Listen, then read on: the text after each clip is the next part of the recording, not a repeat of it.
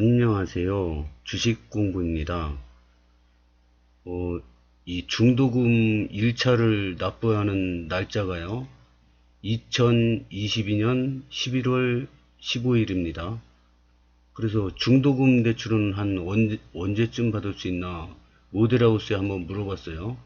물어봤더니 이 중도금 처음 1차 내는 날짜 전 한두 달 전에 한다고 그럽니다. 그리고 모든 조건은 그 아직 지정은행이 결정이 안 됐는데 지정은행에 가서 상담을 하면 된답니다. 그러면 대출 한도는 어느 정도냐? 여기는 투기 과열지구라 40%까지 될 수 있답니다. 자세한 거는 이제 은행에 상담해 봐야 되는데요. 40%까지 가능하다고 합니다. 그러니까 11월 15일이니까 한 9월에서 한 10월쯤 하게 되겠죠. 그렇게 참고하시면 되겠습니다. 그리고 이게 저 입주자 모집 공고인데요. 여기 보면은 이 49페이지에 보면은 기계 전기 설비 당해지구는 지역난방지구로서 지역난방 사업자가 공급하는 중온수를 열교환을 통해 온수를 생산하여 각 세대에 공급하므로 입주민의 개별적 취향에 맞는 고온의 바닥난방이 되지 않을 수 있습니다. 이런 내용이 있더라고요. 그래서 이걸 또 모델하우스에 물어봤어요. 이게 무슨 내용이냐 그랬더니 이 힐스테이트 검단 웰카운트는 집집마다 보일러가 없답니다. 그러니까 이 지역 난방 사업자가 뜨거운 물을 공급해주면 그걸 쓰면 된답니다. 그러면은 이게 좋은 점이 뭐가 있냐 그러고 물어봤더니 개별 난방보다 지역 난방 사업자가 단체로 하기 때문에 열 효율이 높답니다. 그래서 개별 난방 하는 것보다 난방비가 좀 적게 나오고 보일러를 교체하지 않으니까 보일러 교체 비용이 발생하지 않아 경제적으로 유리하다 이런 말씀을 하시더라고요. 그래서 제가 인터넷이나 유튜브 같은 데 찾아봤어요. 찾아봤더니 지역 난방, 난방비 폭탄 피하는 법 이런 내용들이 많이 나오더라고요. 그래 보니까 난방비 폭탄을 피하는 방법은 간헐적 난방이라고 그러더라고요. 이게 지역 난방이나 개별 난방이나 이 겨울에 막 한 25도 맞춰놓고 그냥 냅두잖아요. 안 끄고 계속 냅두면은 난방비 폭탄이 발생합니다. 그러면은 이거를 껐다 켰다 해야지. 이거 25도 맞춰놓고 그냥 냅두면 이 지역 난방은 유량계가 있답니다. 유량계로 그 물 쓰는 유량계 이제 뜨거운 물을 얼마나 쓰느냐에 따라서 요금이 책정된다고 합니다.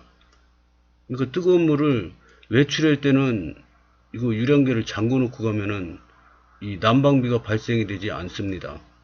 근데 이거 25도 맞춰놓고 계속 돌리고 나갈 때나 들어올 때나 계속 돌리면은 이 뜨거운 물이 계속 공급되기 때문에 난방비 폭탄이 될 수 있답니다. 이거는 개별 난방도 마찬가지죠.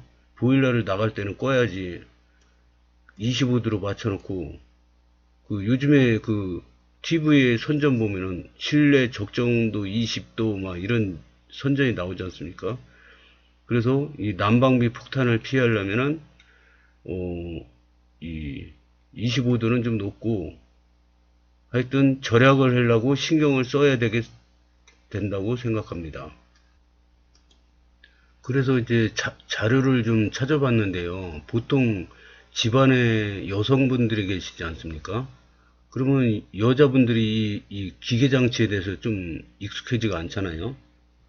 그래서 보면 뭐 타이머를 시간당 5분으로 뭐 맞춰라, 뭐 온도 조절기가 있는데 구동기가 있고 분배기 밸브가 있는데 뭐 거실, 안방, 뭐 방마다 있고 뭐 그런데 그거를 안 쓰는 방은 밸브를 잠궈 놓고 문을 닫아놔라, 방문을 닫아놔라, 뭐 이런 원칙들이 있더라고요. 그러니까 이제 처음에 입주할 때 사용법을 설명을 잘 들어보시고 모르면은 관리 사무실에 가서 잘 물어보고 이렇게 적응을 잘 하셨으면 좋겠습니다. 이 지역 난방에 대해서는 제가 아는 게 별로 부족하고 설명도 잘 못할 것 같아서 한국 지역난방공사에서 동영상이 나온 게 있어서 실어보도록 하겠습니다. 참고하시기 바라겠습니다.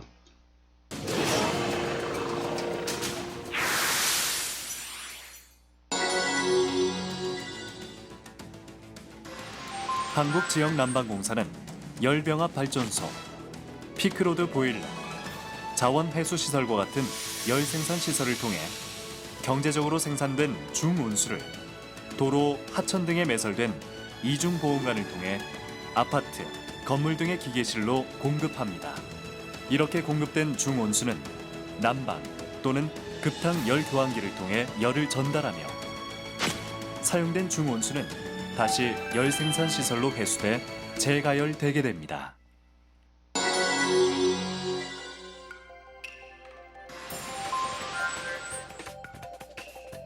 가열된 난방수는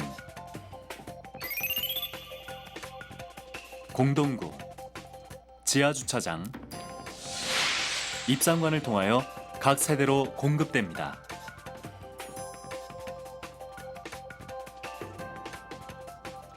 입상관을 통해 세대로 공급된 난방수는 온수 분배기에서 각 방으로 보내져 난방을 하는 데 사용되며 사용된 난방수는 회수관을 통해 다시 기계실로 되돌아가 재가열됩니다.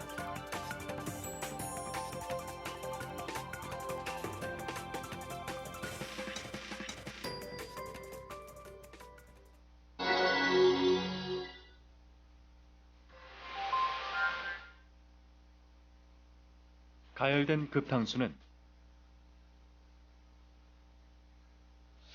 공동구, 지하주차장, 입상관을 통하여 각 세대로 공급되며 일정 온도를 유지하도록 순환합니다.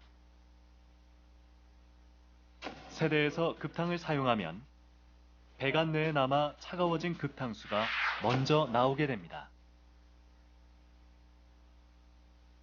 온수 쪽으로 밸브콕을 돌려 차가워진 급탕수를 먼저 배출한 후 온수가 나오게 되면 찬물과 적절히 혼합하여 사용합니다.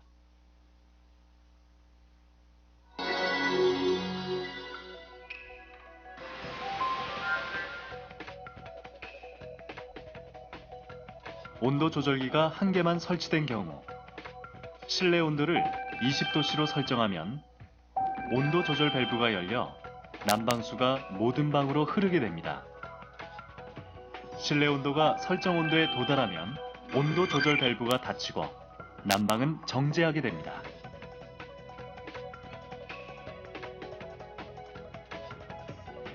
온도 조절기가 방별로 설치된 경우에는 방별로 온도를 달리 설정할 수 있으며 설정 온도에 따라 방별로 온도 조절 밸브가 열려 난방을 시작하게 됩니다. 설정해 놓은 실내 온도에 도달하면 방별로 온도 조절 밸브가 닫혀 난방을 정지하게 됩니다.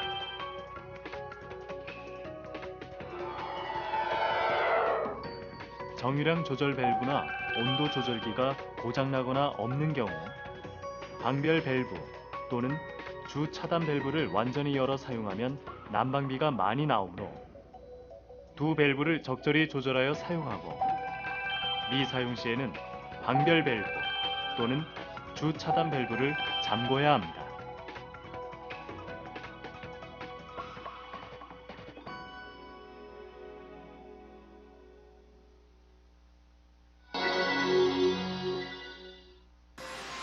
난방 계량기는 난방 열량계와 난방 유량계로 구분됩니다. 난방 열량계는 온도 센서와 유량부, 연산부로 구성되며 난방 유량계는 사용 유량을 측정하는 유량부만 있습니다. 세대 난방 설비는 스트레이너, 정유량 조절 밸브, 온도 조절 밸브, 난방 계량기로 구분됩니다. 스트레이너는 배관 속 이물질을 걸러주는 기기로 막힐 경우 분해하여 청소해줘야 합니다.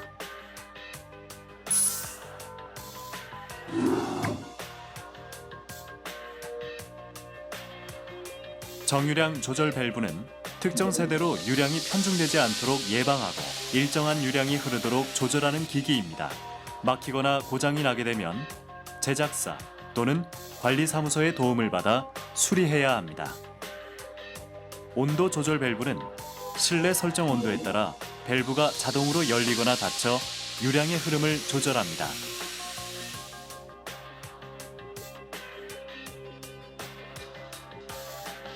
난방 계량기는 난방 사용량을 측정하는 기기입니다.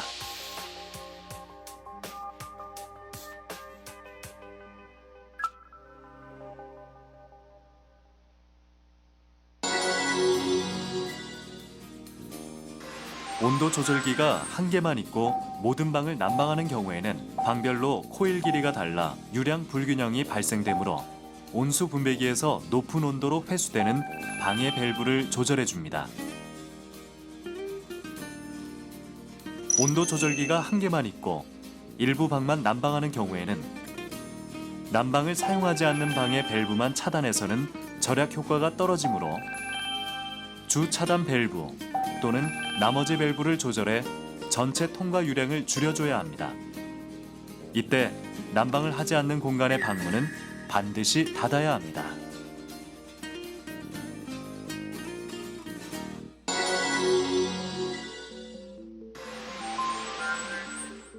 난방이 잘 되지 않으면 먼저 세대로 유입되는 유량을 체크해 봅니다. 단위 세대별로 10리터 유입 소요 시간을 계산하면 표와 같이 되는데 이 중 수도권에 위치하고 난방 면적이 85평방미터인 세대의 10리터 통과 시간 130초를 예로 들어 살펴보겠습니다.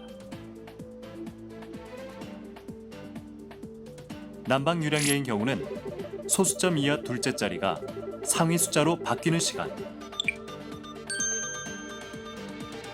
또는 적색 원안의 펄스 표시가 나타나거나 사라지는 소요 시간을 측정하고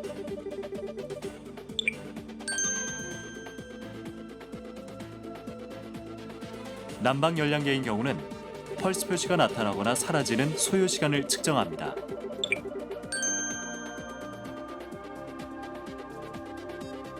외부에 제시부가 없는 경우에는 유량부에서 10리터 통과 시의 소요 시간을 측정합니다.